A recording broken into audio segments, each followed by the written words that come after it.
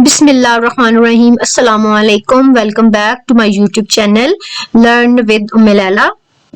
जी तो बच्चों, क्या हाल चाल है आप सबका। उम्मीद है कि आप सब बिल्कुल ठीक होंगे, खैरियत से होंगे। और जैसा कि जो है वो हमारा 2025 का जो है वो नया सिलेबस आ चुका है 9th क्लास का। और जैसा कि उन्होंने कोई पहले 4 चैप्टर्स उन्होंने आपकी पिछली वाले सिलेबस में से दिए, लेकिन इनके जो क्वेश्चंस हैं वो टोटली चेंज हैं। ठीक है, तो बेटे हमने जो लास्ट वीडियो में अपने बॉक्स क्वेश्चंस को और इसकी ट्रांसलेशन को शेयर किया था, now in this video I am going to share with the chapters exercise question. So without any time wasting let's start our lecture.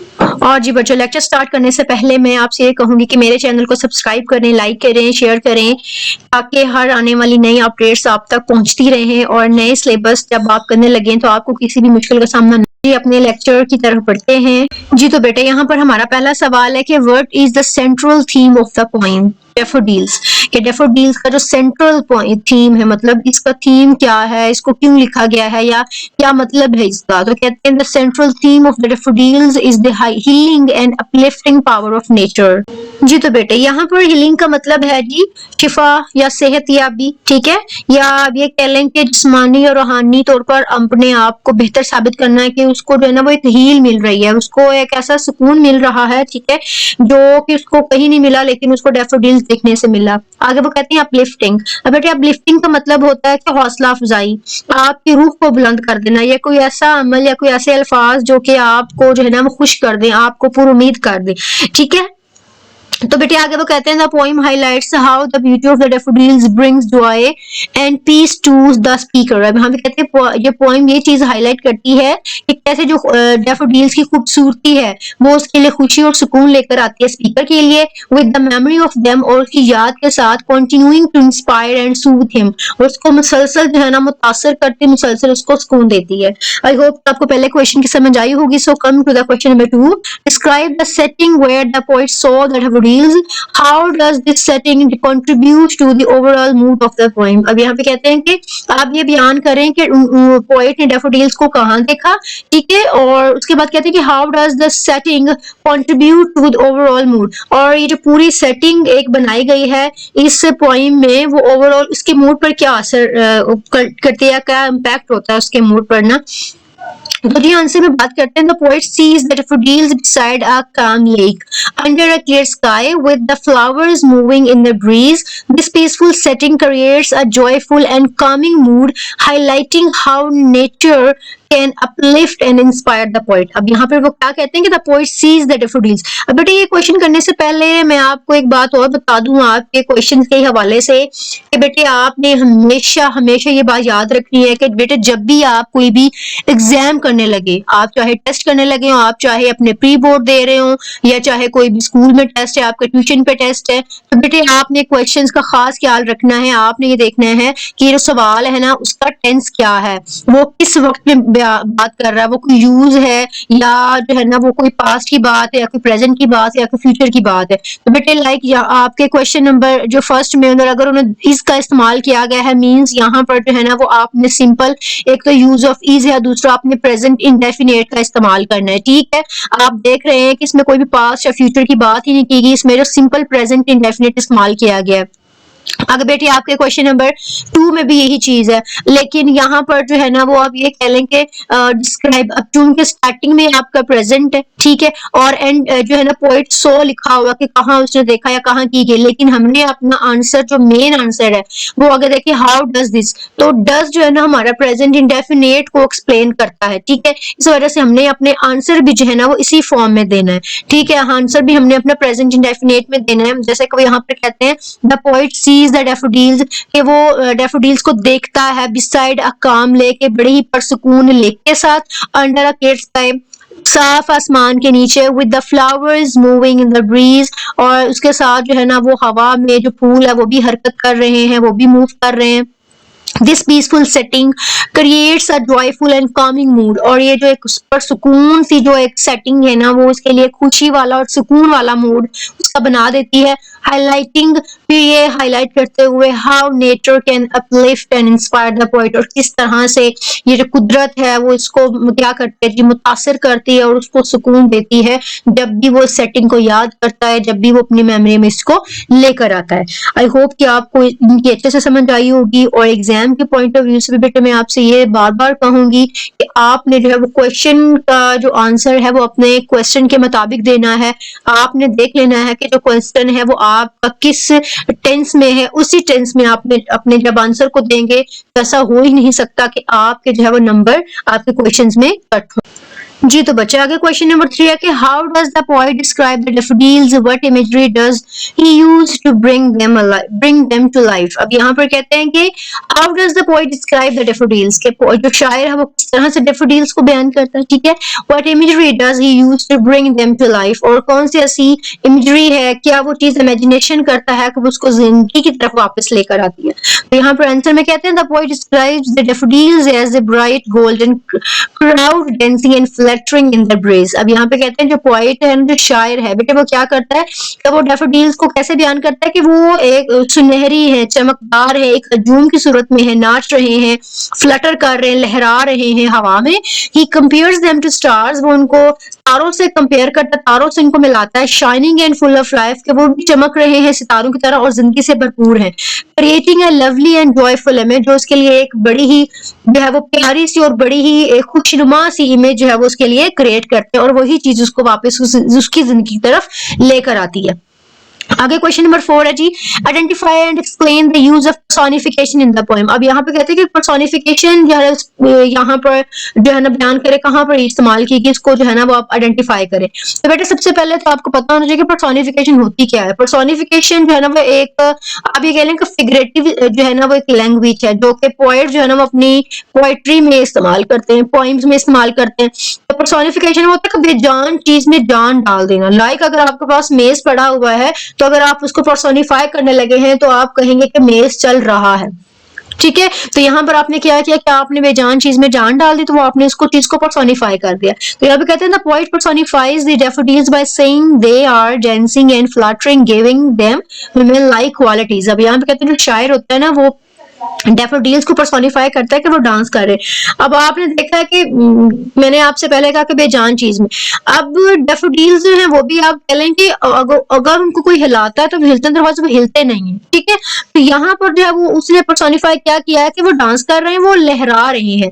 Giving them human like qualities, उनको जो है इंसानों की खूबी वो दे देते हैं, ठीक है। पर्सोनिफिकेशन में भी हम वही चीज करते हैं कि हम जो है ना वो जब एक चीज को इंसान की खूबी दे देते हैं तो हम उसको पर्सोनिफाई कर देते हैं, उसको उसमें चीज में हम जान डाल देते हैं। This make the flowers seem lovely and joyful, और यही चीज जो है ना वो बड़ी जो है ना खुशनुमा सी उसको दिखाई देती है, बड़ी ही प्यारी जो है ना उसको दिखाई देती है।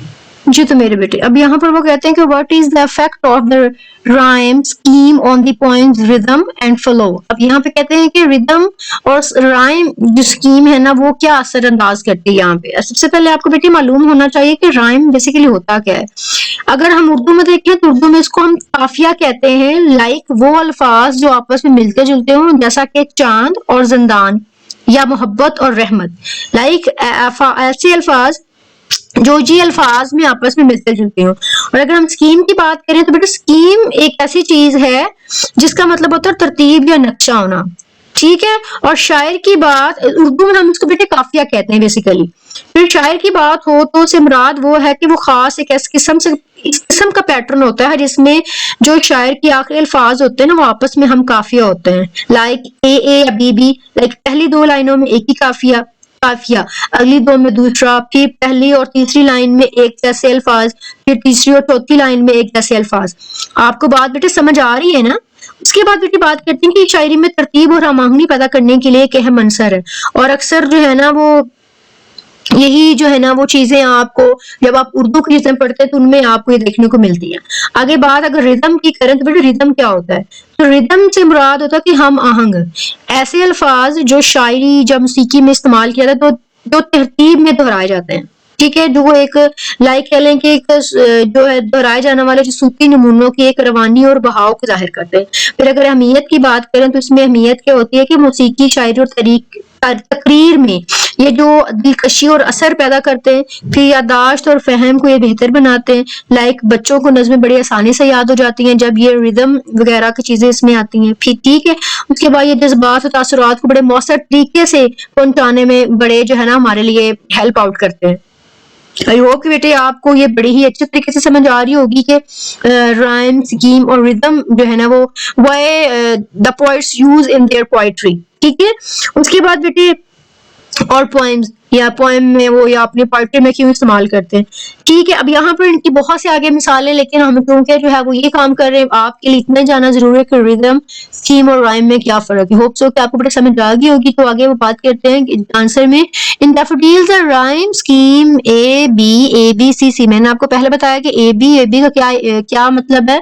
क्या मतलब है मैंने आपको अभी ही थोड़ी देर पहले बताया कि यहाँ पर ए बी का मतलब है पहली दो लाइनों में एक काफिया और अगली दो में दूसरा काफिया। पहले और तीसरी लाइन में हम काफिया और दूसरी और चौथी लाइन अलग काफिया। फिर ए बी का मतलब होता है पहली और चौथी हम काफिया, दूसरी और तीसरी जो है ना वो अलग। आई होप कि बेटी आपको ये समझ आ गया होगा कि यहाँ पर ए बी और सी क्यों लिखा गया। आगे यहाँ पे बात करते हैं creates a flowing lyrical rhythm that mirrors the graceful movement of the daffodils. कहते हैं कि ये सारे जो चीजें हैं ना ये एक बड़ा ही एक फ्लोइंग एक लिरिकल रिदम जो है ना वो हमारे सामने बड़ा सी ग्रेसफुल से एक मूवमेंट डैफोडिल्स की बताते हैं, बयान करते हैं। और it gives the poem a musical quality, और ये पोएम को एक जो है ना वो मौसीकी की जो है ना वो खूबी देते हैं, making it feel light and natural, जो कि ऐसा बनाते हैं कि बिल्कुल कुदरती है। ठीक है, much like a seen that poet describe, उससे भी ज्यादा अच्छा जो कि शायर ने बयान करता है। ठीक है, the regular rhyme pattern also aids to the poem's overall sense of calm and harmony। अब यहाँ पर वो क्या बात करते हैं जी। तो बेटे अब यहाँ पर जब जैसे कि मैंने कहा कि ओवरऑल सेंस ऑफ काम एंड हारमोनी में बताते हैं, तो यहाँ पर काम मीन एक पर सुकून सा एक सेंस उसकी ओवरऑल पोएम की बन रही है।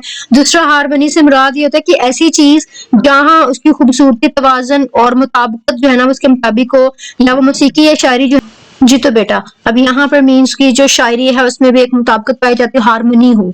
ठीक है, आगे कहते हैं एनहांसिंग इट्स अपलिफ्टिंग मूड, और इसके मूड को जो है वो अपलिफ्ट कर दे, खुशगवार बना दे, जो कि उसको बढ़ाता है, उसको इनहेंस कर देता है। ठीक है, आगे क्वेश्चन नंबर 6 में बात करते हैं कि why do you think the poet describes the daffodils as jocund company, what impact do they have on him. अब यहाँ पे बेटा जोकंड की हम बात जोकंड की बात करें तो उसका मतलब ये होता है कि खुश मिजाज, हशाश बिशाश, ठीक है, और ऐसा रवैया जो कि खुशगवार हो, जिंदा दिल हो। ठीक है, तो यहाँ पर कहते हैं कि यहाँ पर क्यों इसको डैफोडिल्स को वो बयान करता है। आगे कहते हैं what impact do they have on him, और उसके ऊपर वो कौन सा असर जो है ना वो डालते हैं, कौन सा इम्पैक्ट होता है डी शायर के ऊपर।